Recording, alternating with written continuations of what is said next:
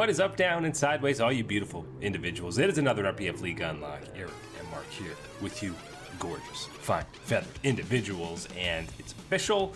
The Hopium tanks have been emptied, and we've swapped them out with the Copium tanks, and everybody in the Western scene is taking a giant, big huff today.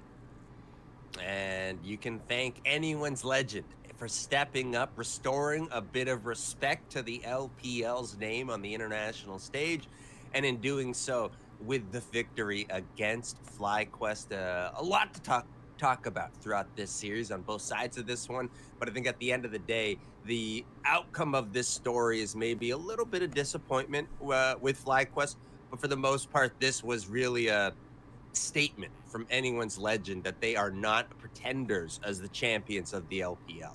And to begin, we followed in the footsteps of G2, a solid game one where Flyquest looks confident in their engages, and anyone's legend maybe a little bit hesitant, especially that fight just after Otacon. They getting flanked by Flyquest. They can't decide if they want to run or force into a fight, and Flyquest ends up kind of cleaning up that fight in a clean pincer move, and these engages were really good out of Fly.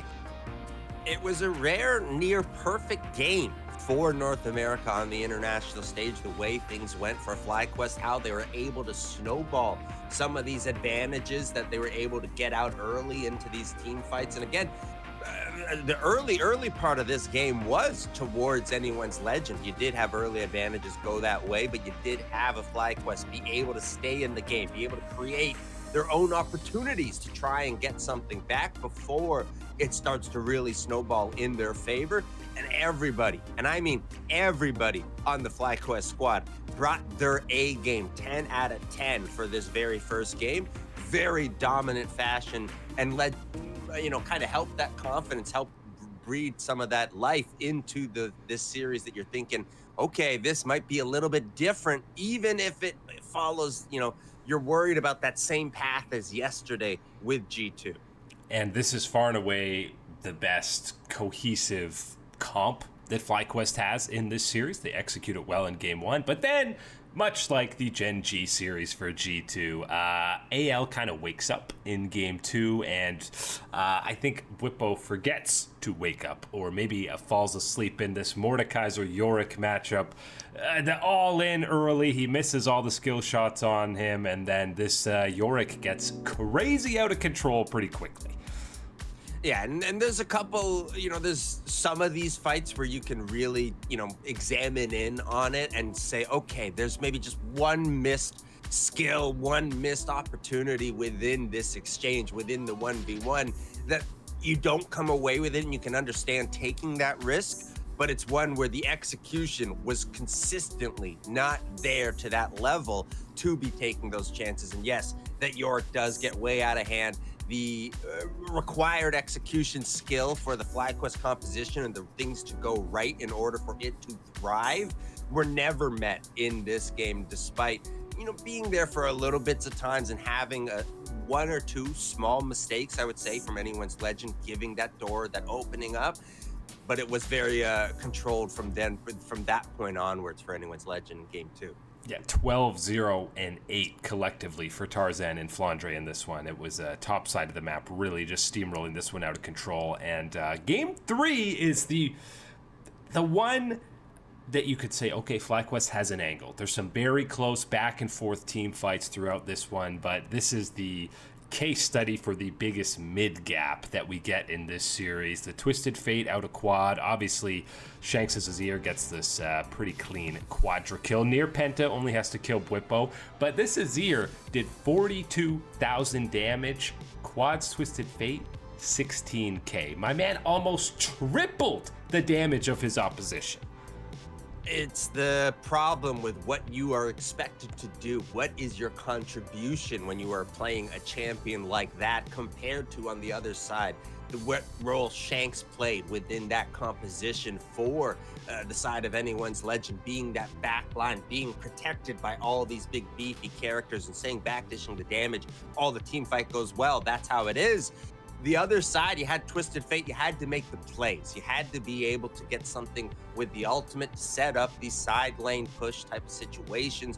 And it just never was executed well enough, I think, from Flyquest to catch somebody out to capitalize on that and push that into any territory, where it did become more so these fights, these controlled areas where it all depended on whether the Diego was able to get a reset and whether that reset could then extend on to someone like Shanks, someone like Hope as well on the Varus, the comfort pick that we have talked about, his most prioritized pick within the LPL, finding a way to succeed on it. Both of them dished out a ton of damage in this game. And it really did come down to whether anyone's legend made a mistake or an error in their read of a situation or how they positioned around an objective that then allowed for Flyquest's conditions within a fight to succeed, to push them into that closer to a winning position. It never happened enough, and it certainly didn't happen at the crucial moments in this game, which allowed it to get out of hand. And you had no chance in the late game when you early pick the Jhin and you're opposite now a Sion and a Braum. Obviously, some of these team fights, what are you supposed to do as Masu in a game like this where those are the two beefy boys you got to be taken down as Jhin? I didn't have any real problem with Masu in this game individually on that Jhin. Sure, you could really hyper focus in and go through the tape and everything and find some mistakes, I'm sure. But I think overall, when you're looking at these fights, you're not questioning, hey, the Jin's leaving us behind because he's got to reload. It's nothing like that type of thing. So I think, again, I liked seeing the Jhin as an option from Masu in this one. Unfortunate that it is on the other side of the Varus for Hope, which is, again, another one of these strong picks on top of how well Shanks performed out in a second consecutive game. Because, again, the game before on the Rise was another strong performance from him. And the Shanks' strong performance comes to fruition fully in the final game in this set. And I know almost a near 15k gold lead, a kill a minute for anyone's legend. Looks like this was a complete stomp start to finish, but it was close. There were some kind of big swing moments, and there maybe not close, but there were opportunities for Flyquest to get into this one. And I know people are heavily criticizing the draft, putting Masu on Ziggs, and listen, Masu had a rough early game laning phase that kind of seemed to set him behind for this entire game. But in the LTA, we were talking about him being a better Ziggs than APA and Flyquest being the best team to play around that Ziggs pick. So I don't really have an issue with the Ziggs.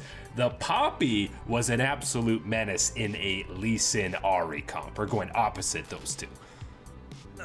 And that's something we talk about a lot of times, and that is not exclusive to the LTA, not exclusive to the LEC Western region. This is something we see across the world.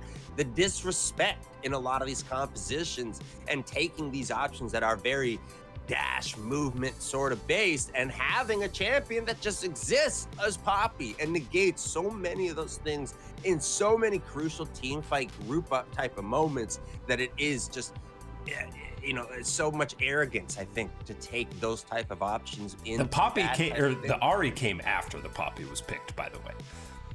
Yeah, so certainly some questions from me in that regard. I don't have much of a problem with the Ziggs. I think the problem people have with it to some degree is it is a significant shift up from where you were playing and what you had tried against anyone's legend, and to maybe take a dice roll on going to something like that wasn't the angle that people wanted. They wanted to kind of, reload up, try it back again, try to find something like that game one.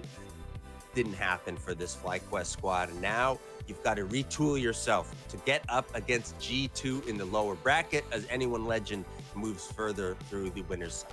It's just another classic MSI. You get the NA versus EU elimination, and you guarantee the West a series win at this event, regardless of how things play out. But again, this whole series, I know the Ziggs and the Jhin especially, people want to see Masu on carries. They want to see him on Kai'Sa. They want to see him able to showcase what he's capable of. But again, the Ziggs has been a pick that they have fallen back on. The Jhin one I get. The Senna game was very good out of Masu. I feel like pick ban, you could definitely... It's not getting an A+ for Flyquest in this set, but absolutely resetting against G2. And I still feel like Fly should be the favorites in that G2 matchup, but who knows at this event, man. And I think at the end of the day, you're looking at these drafts and you can have some of these ones for Flyquest, and you can still look at the side of anyone's legend and identify certain things that shouldn't have worked out or were poor composition wise throughout the draft. But it's absolutely picks that aren't surprises. These are the things that these guys can play. Of course, you have Flandre with an infinite type of champion pool and someone who can pull out stuff like a York that isn't quite played as much and can handle whatever is going to be on the other side because he's seen everything that's possible on the other side. You have Shanks rolling through his, classic champions like the Rise, like Azir. You go to the bottom lane, you're getting Hope on Varus, you're getting the Nico, as we were talking about, for support. These are all things that we did look at as well. Tarzan, you can pick anything when you're Tarzan and play it and get something going. Really, this is one of those ones where I think it is tough how you're going to pick yourself back up and what you pick apart within this series to try and improve upon. But we've certainly been hit a lot harder from some of these other matches, I would say, on the international stage in the past.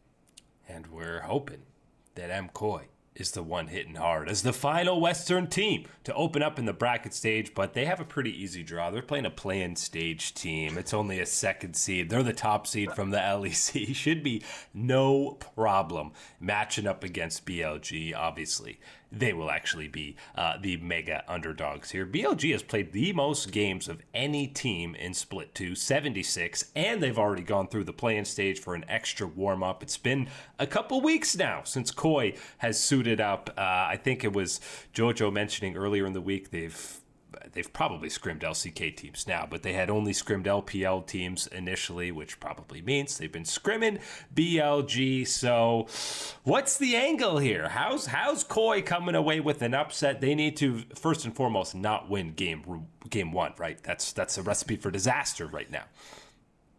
I'm going to go a different route on that one. I think they do need to win game one, and I'm going to double it down and say win game two. Win a second game in the maybe series. Game 3 too. We haven't adapted from that point, so maybe let's try that one here against BLG.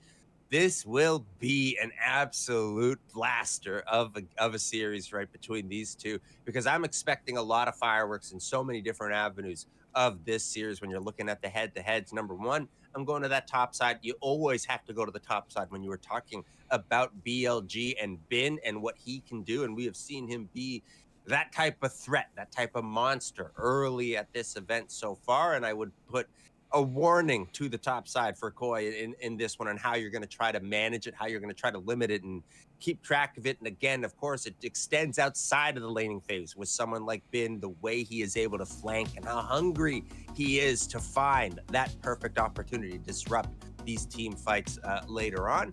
And the other part that I do want to talk about and bring to the forefront is, again, our boy, the Canadian on the squad, the domestic talent in Jojo Pion stepping out onto the stage in Vancouver. I think that he's got himself quite a matchup ahead of him on the other side, with Knight rolling in for BLG, the form we've talked about that Knight has been in and roaring through solo queue and everything else. Jojo Pion is a player that, despite whatever you want to adjectives and criticisms you want to throw to him, he certainly identifies and pays attention to who his opponent is and gets hyped up when it is someone big deal, when there is some extra pressure and attention towards it. We have seen that land all sorts of ways, and I'm thinking of some unfortunate matches probably against Faker, number one. He doesn't shy away, though, from the big matchup at the very least. He absolutely does not. And being that type of guy, being that type of force is something that Movistar Koi desperately needed and have thrived having him fill that role. Yeah, it's exact same top three champions played, by the way, for both Knight and Jojo heading into this one. But you mentioned the top lane. This is what's going to be to watch in pick ban throughout this series. Two of the three most played for Bin, Renekton and Yorick. We've seen him take over countless games on both of those picks. Mirwin has not played a single game of either of those champions, so he's either going to need a counter pick for Bin on this one. They're either banning it away or just hoping that they can handle the croc out of him. And I'm willing to change my stance on where I've been on Mirwin before into a matchup like this, where I think he is outclassed, outmatched up just because of the respect that you have for the opponent on the other side. I'm looking at Mirwin, and but in the past, I had told him, you know what? Screw all the crazy picks. Screw the stuff that changes it up. Give me something reliable, something that you're going to have some contribution for the team, be steady in some type of regard. I think you do need to play towards that interesting angle this time around as that identity for Koi. Have something fresh, something that does cause a bit of a headache when you step back into the room, win or lose type of one when you're talking about the draft. That's what I want to see, and I think Mirwin absolutely can bring it, and specifically can bring it into this matchup against Bin, who we have seen not have the full preparation that we have wanted him to have at the ultra high level and everything else. And I understand this is now Mr. Serious, no more fun, no more joking, being around and everything else. Let's see if he really is. Throw him some of these curveballs, throw him some of these angles that you have prepared and you've cooked up, and I want to see how he handles it. That's the Koi that I want to see show up. Let's see if Ben has watched a single Koi VOD heading into this matchup to know what's going on. Because if you look at the bot lane here, this is two totally different play styles. Elk has some of the best laning numbers among all 80 carries in the top regions, and we've seen Alvaro, when they're at their best, when they were running through playoffs, he was hardly even in lane with Supa. He's running around impacting the other two lanes. So BLG are playing for that laning prowess in the bot lane. I wouldn't be surprised if we're seeing Supa alone, just waiting, leveling up till he has some items, and Alvaro is paying some visits to Bin early and often, because we know, much like the Shy, Bin can often overextend trying to get his own individual lead. And I actually like that idea, and kind of focusing in on that in this series of, what the difference is between that bottom lane and how they're, going to want to operate, create their advantages, whatever. You're looking out, Alvaro is going to be roaming around. He will fill that second jungler type of role, working in synergy, trying to set up other plays and get other advantages for the team. And you're going to be having Supa down into that hyper focus of whether it is that 2v1 or it is just straight up 1v1 versus Elk. I want to see that from Supa. I want to see where he stacks up against someone that has been accomplished, has been one of these top threats within the LPL. I think that the bot lane for Movistar Koi has certainly shown enough promise and enough carry potential for this team that you can look at them as an angle within this series. There's definitely angles, but again, they need to be playing at, Game 5 versus KC levels across the entire series. There's not much room for mistake when you're matched up against BLG. I was going to say, so this is the real challenge to the Vancouver crowd, because we got to have you guys, and I understand it is for the LEC, but we got our own blood on this squad with Jojo Pion. You got to cheer as if it is the LTA or North American squad. Give them that type of hype that they get from the Spanish supporters back in the LEC. And I want to see some pushback. I want the BLG fans, because the LPL travels well, not too far away from Vancouver, big Asian population as well there. So yes, let's see some BLG fans, because I want that back and forth that you have with the Blue Wall back in the LEC. Give us some of those rivalry type of attitudes. Just don't let Ben turn it into a library like he has in other matchups. We're blessed by a double header heading into the matchups later today. And of course, T1 versus CFO to round things out. It feels like usually CFO or both LCP squads kind of have time to ramp up and go through the playing stage, but this is obviously getting thrown right into the main stage because GAM already played, and like Gen G, CFO yet to drop a series on this split, and they have been incredibly consistent the whole year. Whereas T1, who are still going to be the favorites, let's be honest, it's basically only been 7 games where T1 has looked at the level that they have. So it's a really small sample size. Yes, it's against Hanwha Life, so that's very impressive. But let's see if T1 actually is in that international form, or if they just had a really good 48 hours. I'm calling this one the real test, the pause menu test for T1 in this situation. You know, when you're playing a game and you hit the pause menu, you're testing on whether the game actually world stops, everything is paused, or you know what, you just put a little screen in front of you type of thing. The world still exists, you're still taking damage, whatever. You're dead when you come back from the bathroom. Yeah.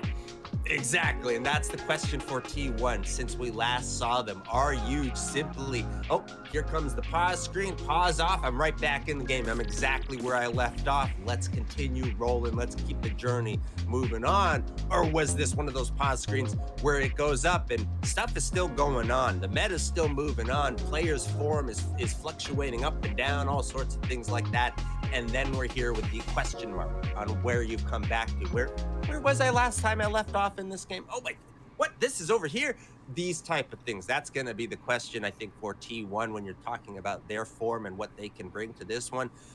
CFO is a very interesting angle. That is the first opportunity for T1 to test themselves at this MSI because, as you laid out, that dominance that we have seen continue after first stand on the domestic side from them being that clear cut number one, and a number one with some challengers, right? With Talon, with Gam within the region, Wales pushing them as well. This was certainly not uncontested, but very clear, the dominance that we saw from the CFO team. And I think the way that they play and the angles that they bring towards the game are what are going to test and can be these opportunities to get something going, get some negative energy on the side of T1, if you will. And that all for me is going to start in the top side.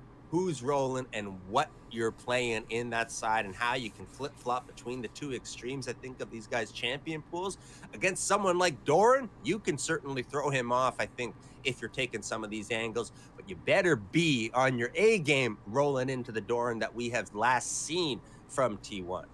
And also want to highlight the mid lane matchup quickly because Hong Q had a great first stand. He's still one of the youngest guys at this event. When Faker won his first world championship, Hong Q was 6 years old, Mark. 6! You think he's, I don't even know if you're on the internet before 6 years old at that point. Maybe nowadays, boomer me, not on before those type of days at that point. Obviously, you can become a legend pretty quickly by taking down Faker in a head-to-head series. But that is it today for League Unlock. Eric and Mark here with you, absolute beauties. Thank you guys so much for hanging out. You know we will catch you on that flippity flip.